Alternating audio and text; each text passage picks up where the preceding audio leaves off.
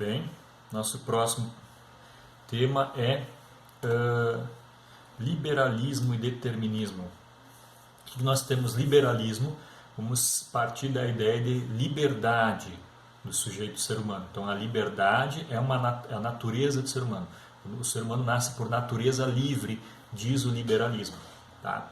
No caso do determinismo, o homem está submetido a uma relação de necessidade de causa e efeito. Então existe uma necessidade, uma relação de necessidade ali. Causas exteriores ou superiores, não interiores. Então existe, pode ser uma causa divina, pode ser uma causa externa, você está determinado por situações aqueles acontecimentos, aqueles fatos. Então só voltando, liberalismo, liberdade, determinismo, causa e efeito. E a causa é exterior, não sei o que determina. A gente vai olhar melhor. Sobre o tema da liberdade, vamos olhar na história da filosofia, na história do pensamento, lá atrás com Sócrates. Sócrates dizia que ser livre é ser autônomo. Auto é eu, certo? Auto, sozinho. E nomia, no grego, quer dizer lei, norma. Dali vem a palavra norma, tá? Nomia. Então o sujeito é livre quando ele pode fazer as próprias normas para si, certo? Ele pode decidir as próprias normas. Isso acontece muito bem quando a mãe diz assim: você vai poder fazer o que você quer quando estiver sua casa. É socrático isso, né? Na tua casa tu faz tuas leis, na minha casa são as minhas leis, né? Então mais ou menos isso. Aristóteles vai dizer que eu sou livre dentro daquilo que me é possível. Então eu não posso fazer tudo o que eu quiser, eu posso fazer o que está ao meu alcance. Tá? Depois, os estoicos, eles vão dizer que viver segundo a natureza é ser livre. Certo? O que é a natureza? A nossa natureza, enquanto nós nascemos seres humanos naturais, né? As condições que nos permitem. Já no período da Idade Média, nós vamos ter Santo Agostinho, que é o cristianismo, vai dizer que o sujeito, o ser humano, ele é livre à medida que ele fizer a vontade de Deus. Ele tem o livre-arbítrio, ele pode fazer o que ele quiser, mas ele tem consequências. Certo? Então é a questão do livre-arbítrio.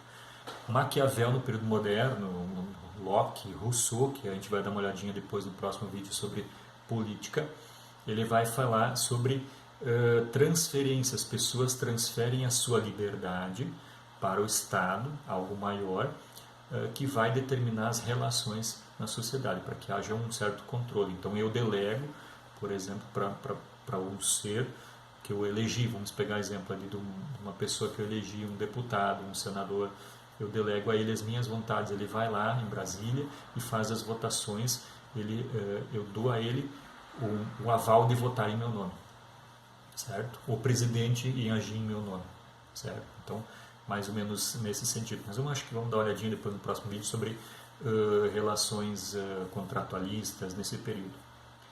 Baruch Spinoza vai dizer que existe um Deus imanente que está em tudo, uma força, né? E essa força ela está dentro das ações, né? Busca as coisas boas. Então, eu sou livre à medida que eu faço aquilo que essa energia me move, a energia que eu tenho me move a fazer o bem, o melhor de mim. Né? Quanto mais eu faço o melhor de mim, mais livre eu sou. Mais ou menos isso. Kant vai falar que o homem é livre quando alcança a sua maioridade. Então nós temos ali um termo mais jurídico. Kant é o pai do direito, né? Então o sujeito ele é livre quando ele pode decidir por si, segundo a lei. Então por isso que a gente fala que somente a partir dos 18 anos, baseado nesse conceito, o sujeito ele é livre a partir de 18 anos, porque ele tem fisicamente, biologicamente e psicologicamente se tem a ideia de que a partir de 18 anos a pessoa está madura o suficiente para arcar com as consequências dos seus atos. Então ela é livre. Até ali os atos dela estão vinculados ao cuidado dos pais. Então a partir dali ele é livre. Então um conceito mais legal sobre isso, né, do direito. Hegel, que a gente olhou também já, né? Ele vai falar de dialética histórica, dialética das ideias, que é o movimento, e a liberdade é esse processo de movimento ao longo do tempo. Tá? O que mais? Marx. Marx vai falar da relação histórica, depende das mudanças da história. Eu volto no exemplo que eu usei lá em Marx. A liberdade ela é diferente de uma pessoa para outra, dependendo da condição histórica em que ela está. Um empregador, uma pessoa rica, um empregador, ele tem uma liberdade, um grau de liberdade, enquanto o operário, muitas vezes pobre, tem outra liberdade, outro grau de liberdade.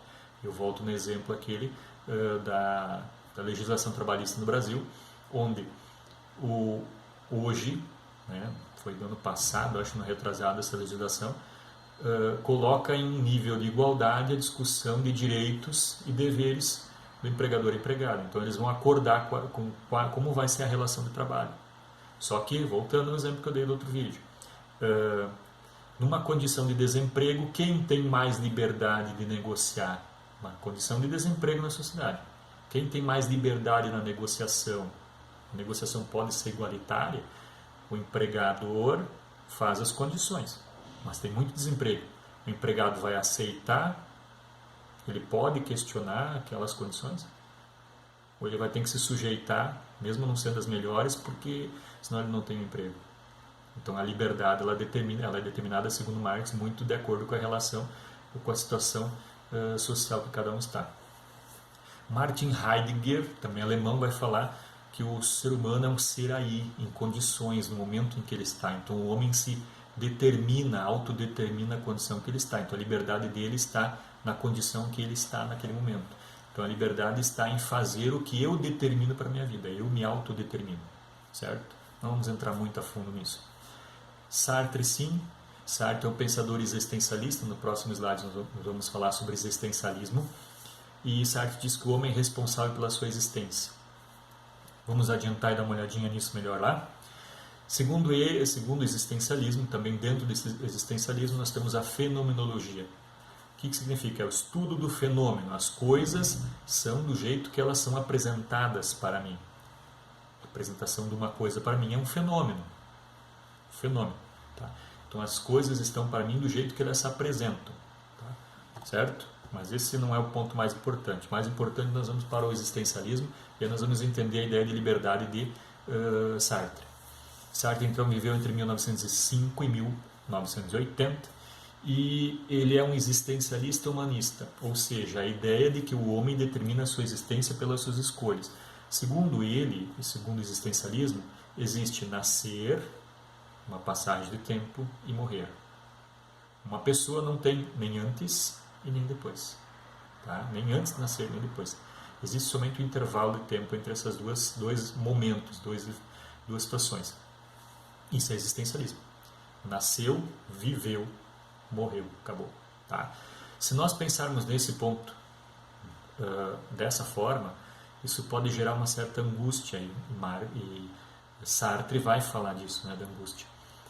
Ter a noção de que você nasce e um dia você morre, você começa a existir e deixa de existir, causa uma certa angústia, porque você não sabe quando isso vai acontecer.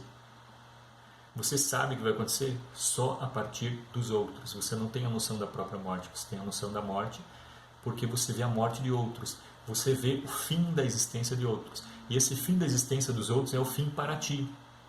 Certo? Vamos pegar um exemplo da pandemia. Em São Paulo, Manaus, morreram milhares de pessoas. Aqui no Rio Grande do Sul, muita gente não tem noção da morte ainda por pandemia, porque não tem nada próximo. Agora, à medida que morrem pessoas próximas a ela, ele tem noção da morte. Então, voltamos por termo de fenomenologia. O fenômeno da morte se apresenta para mim, eu tenho noção dele. Certo?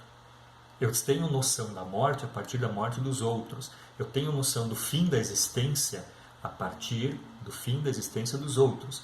Os outros passam a não existir mais para mim. Eu não tenho mais contato com eles, então eles não existem mais.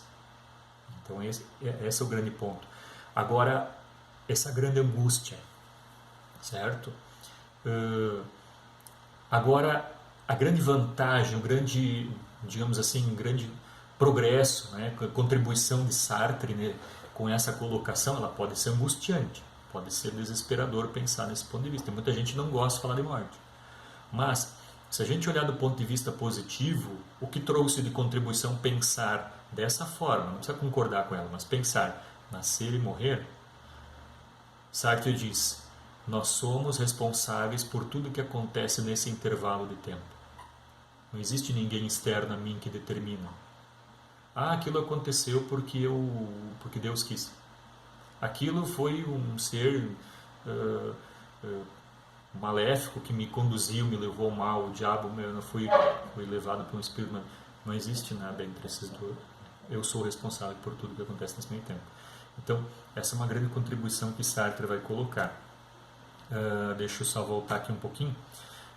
Dentro desse exemplo ainda de Sartre, é interessante a gente pensar da seguinte forma: se existe só a vida entre o nascer e o morrer e eu sou responsável por tudo que acontece no meio, um exemplo muito claro por exemplo, vamos pensar na seguinte hipótese: um pai de família, um esposo com filhos, ele sai de manhã cedo para trabalhar, ele sai sozinho de bicicleta, ele anda 2 quadras, ele vai dobrar a 2ª quadra de bicicleta e vem um sujeito bêbado de manhã cedo, uma festa, uma farra, e ele alcoolizado, tá? O pai de família vai, dobra a esquina e vem o carro com aquele bêbado dirigindo, atropela o pai de família, certo? Nós somos responsáveis por tudo que nós fazemos. Primeiro, aquele sujeito que saiu de bicicleta e foi atropelado é responsável por ter sido atropelado, porque se ele tivesse saído 2 minutos, 30 segundos, talvez 10 segundos depois, ele não seria atropelado. O carro com o bêbado já teria passado, certo? Por outro lado, o sujeito que vem bêbado, se não tivesse bebido, também possivelmente não teria atropelado aquele pai de família, tá? Então, somos responsáveis. No entanto, é interessante observar, no entanto, no dia do enterro, as pessoas vão lá no dia do enterro, se reúnem ao redor, né, ali no momento com a família, e numa tentativa de consolo diz: era a hora dele, era a hora daquele pai de família morrer. Então, né, se era a hora dele, o sujeito que veio de carro não é culpado, mesmo que ele tenha bebido. Por quê? Porque ele está cumprindo aquilo que ia acontecer de uma forma ou de outra. Era a hora dele, certo? Ou então aquela outra pessoa no dia do velório diz assim: foi Deus que quis assim. Bom, vamos por partes. Nós estamos lendo aqui o existencialismo. Deus quis assim, então Deus quis que um pai morresse e deixasse filhos e uma esposa, filhos órfãos e uma esposa. Então, que Deus é esse? Um Deus ruim? Então é interessante olhar, eu não estou dizendo que a gente precisa concordar com ele, é interessante olhar desse ponto de vista para pensar um pouco sobre isso, né? Ser responsável por nossos atos. Se Deus quis assim, o homem que veio de carro, ele fez a vontade de Deus. Aquele que bebeu, encheu a cara a noite inteira, atropelou o pai de família, ele não pode ser culpado, né? Não pode ser punido por uma coisa que, na verdade, ele só fez a vontade de ser divino.